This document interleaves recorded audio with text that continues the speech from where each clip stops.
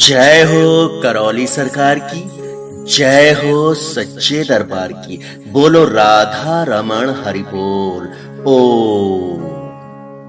भक्तों, इसके पहले का वीडियो आपने देखा कि पहला हवन करते ही प्रेत कैसी गतिविधियां करता है, उसकी क्या क्या क्रियाएं होती है, यह आपने बहुत अच्छे से समझा।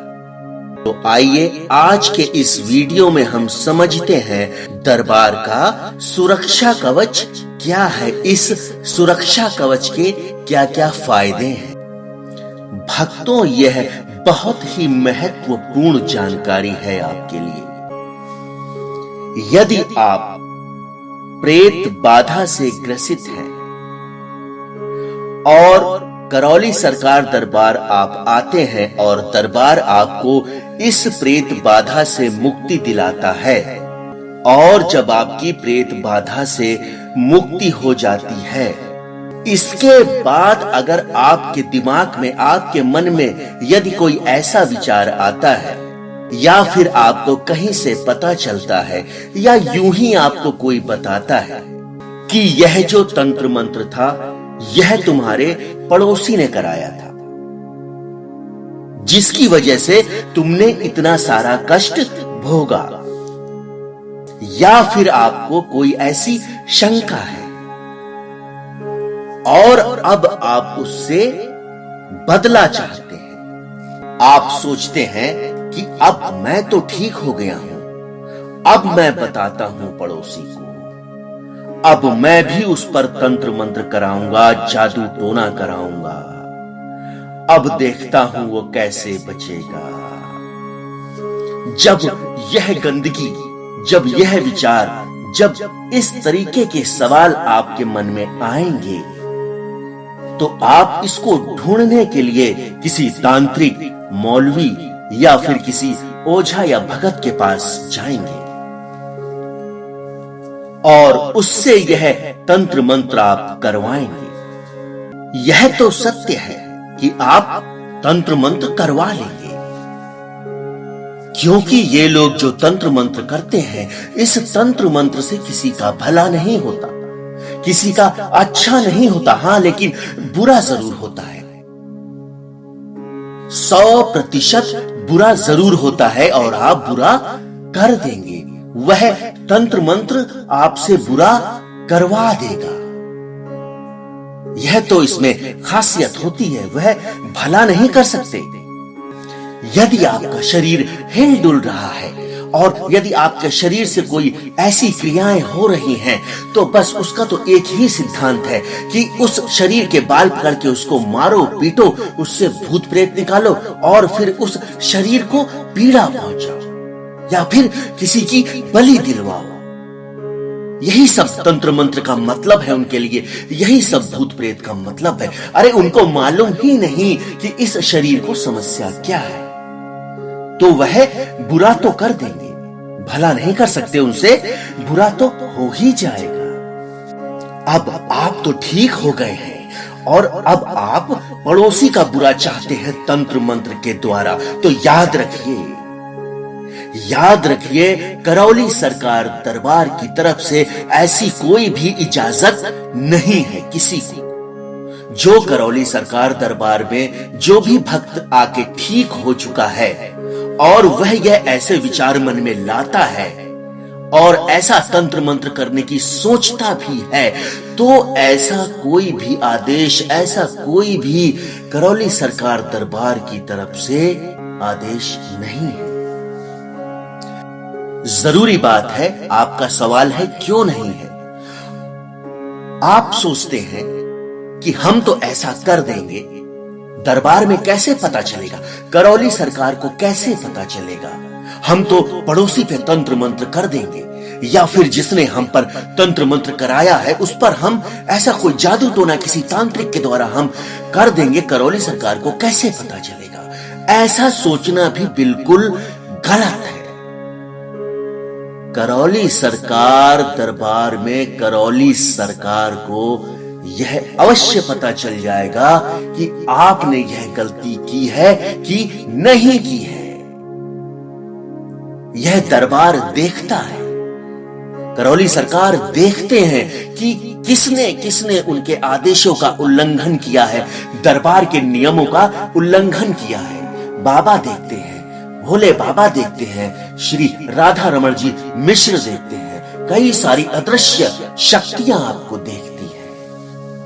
याद रखिए, आप जब ठीक हो जाते हैं, जब आप प्रेत बाधा से ठीक हो जाते हैं, तो आप करौली सरकार दरबार के सुरक्षा कवच में आ जाते हैं। आपको सुरक्षा कवच प्रदान हो जाता है, आप सुरक्षा कवच के घेरे में रहते हैं। कैसा सुरक्षा कवच? ठीक बिल्कुल वैसा ही सुरक्षा कवच जैसे मान लीजिए किसी बंद कमरे के अंदर आप हैं और यदि कोई बाहर से ईंटा या पत्थर फेंकेगा तो वह आपको नहीं लगेगा। जो फेंकेगा हो सकता है उसी के सर पे उल्टा वह पत्थर जाके गिरे और वह चुटहेल हो जाए। ठीक बिल्कुल वैसे ही सुरक्षा कवच आपको प्रदान है।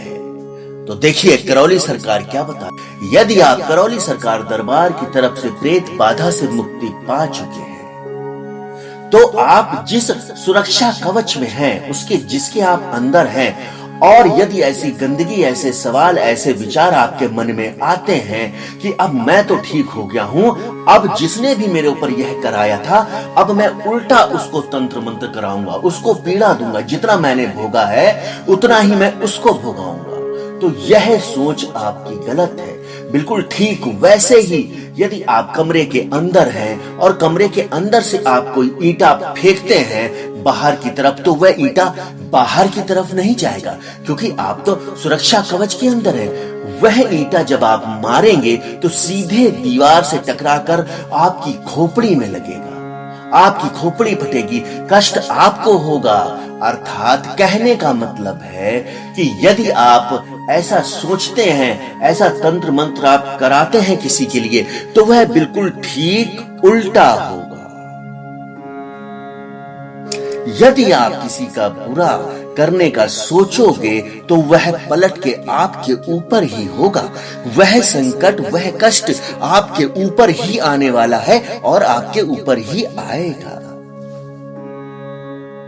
क्योंकि आप दरबार के सुरक्षा कवच में हो और करौली सरकार दरबार आपको यह इजाजत नहीं देता। इसलिए यह पूछना और बताना दोनों बेमानी है कि किसने कराया, क्यों कराया, कब कराया, इन सवालों का कोई भी मतलब नहीं है। अरे भाई, अब आप ठीक हो गए हो, अब आप प्रेत बाधा से मुक्ति पा गए हो, आप करौली सरकार दरबार की शरण में हो, अब आप अपने काम पे लग जाओ, अपने कार्य को आगे बढ़ाओ, उसमें व्यस्त हो जाओ। इन सब गंदगी में, इन सब बेकार के सवालों में उलझने की कोई जरूरत नहीं है। करौली सरकार कहते हैं कि यदि आपने ऐसा सोचा या ऐसा किया, क्या किसी के ऊपर तंत्र मंत्र कराने की सोची या फिर की, तो फिर याद रखिएगा, करौली सरकार दरबार जीवन में आपका साथ कभी नहीं देगा। करौली सरकार दरबार में यह तो ज्ञात हो जाएगा कि आपने किसके ऊपर तंत्र मंत्र कराया है, किसके लिए गलत किया है, लेकिन उसके बाद यह दरबार आपका साथ कभी नहीं देगा। करौली सरकार आपकी किसी भी कार्यविधि में शामिल नहीं होंगे, आपका साथ नहीं देंगे। और क्या होगा?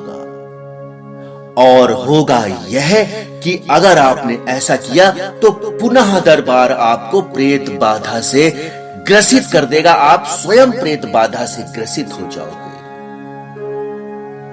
यह दरबार आपका साथ कभी नहीं देगा।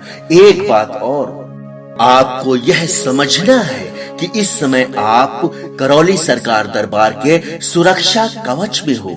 यह जो सुरक्षा कवच है, इसमें भोलेनाथ, मां कामाख्या, श्री राधा रमण जी मिश्र और 64 माताएं शामिल है। 64 माताएं उपस्थित हैं। यह एक ऐसा सुरक्षा कवच है, यदि इस सुरक्षा कवच में एक बार आप आ गए, यह सुरक्षा कवच यदि आपको एक बार प्रदान हो गया तो यकीन मानिए फिर पूरे जीवन आपको प्रेत बाधा नहीं आएगी। पहले भी बताया जा चुका है कि करौली सरकार दरबार एक ऐसा दरबार है, ब्रह्मांड में मनुष्यों के बीच ये पहला ऐसा दरबार है जहां पर शिव और शक्ति एक साथ विराजमान है। 64 माताओं के साथ अदृश्य शक्तियां विराजमान है। राधा रमण जी मिश्र विराजमान है। भोले बाबा के द्वारा, माताओं के द्वारा, राधा रमण जी मिश्र के द्वारा यह सुरक्षा कवच संचालित होता है। ऐसा है यह सुरक्षा कवच। तो भक्तों, इस वीडियो में बस इतना ही। आगे भी बहुत सारी नई जानकारियों के साथ मैं आपके समक्ष प्रस्तुत रहूंगा, उपस्थित रहूंगा। तब तक के लिए जय हो करौली सरकार की, जय हो सच्चे दरबार की। बोलो राधा रमण हरि बोल। ओ